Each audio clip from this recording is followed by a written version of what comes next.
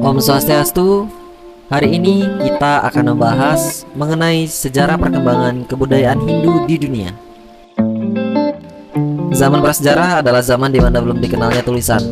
Berakhirnya zaman prasejarah atau dimulainya zaman sejarah untuk setiap bangsa di dunia tidak sama, tergantung dari peradaban bangsa tersebut. Salah satu contoh yaitu bangsa Mesir sekitar tahun 4000 sebelum Masehi. Masyarakatnya sudah mengenal tulisan, sehingga pada saat itu bangsa Mesir sudah memasuki zaman sejarah.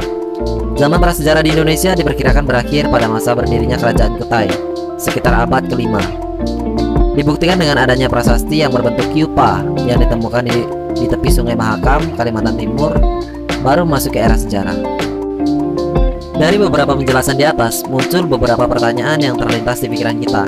Salah satunya adalah, apa manfaat setelah mempelajari bab 2? Manfaat yang dapat diperoleh setelah mempelajari peradaban kebudayaan sejarah dan prasejarah agama Hindu di dunia adalah memperluas cakrawala pengetahuan akan proses pembentukan, perjalanan dan perkembangan awal mula terbentuknya agama Hindu di dunia sampai ke Indonesia, di mana sebelum dikenal nama Hindu, agama Hindu dikenal dengan nama Sanatana Dharma yang berarti kebenaran yang kekal abadi. Selain itu, apa kesulitan yang dihadapi dalam mempelajari bab kedua ini? Kesulitan yang dihadapi adalah menjelaskan pemahaman tentang teori agama yang sangat bertentangan dengan teori logika, di mana menurut teori agama, manusia pertama yang diciptakan adalah Resi Manu. Manusia dikatakan sebagai makhluk sempurna karena memiliki sabda, bayu, dan idep. Sedangkan pada teori logika atau sains mengatakan manusia pada awalnya dinenek moyangi oleh kera, seperti yang dijelaskan oleh teori Darwin. Apa kesimpulan yang diperoleh setelah mempelajari bab kedua ini? Kesimpulan yang didapat adalah agama Hindu lahir sejak tahun 2300 sebelum Masehi hingga 1500 sebelum Masehi di India. Agama Hindu lahir sebagai bentuk percampuran dari kedua kebudayaan ini, yaitu kebudayaan bangsa Dravida dan kebudayaan bangsa Arya.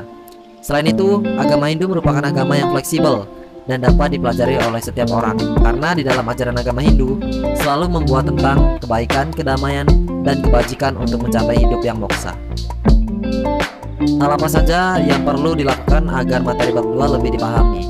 Untuk itu, menurut saya, hal yang perlu dilakukan agar bab 2 mengenai perkembangan kebudayaan sejarah dan prasejarah agama Hindu di dunia mudah dipahami adalah mengadakan study tour atau kunjungan ke museum sejarah atau prasejarah agar lebih menambah wawasan cakrawala pengetahuan siswa mengenai kebudayaan, peninggalan sejarah, cerita sejarah, maupun teori perkembangannya. Dengan demikian, siswa dapat lebih kritis dan aktif dalam menerima pengetahuan. Sekian pembahasan kita kali ini, semoga bermanfaat dan terima kasih.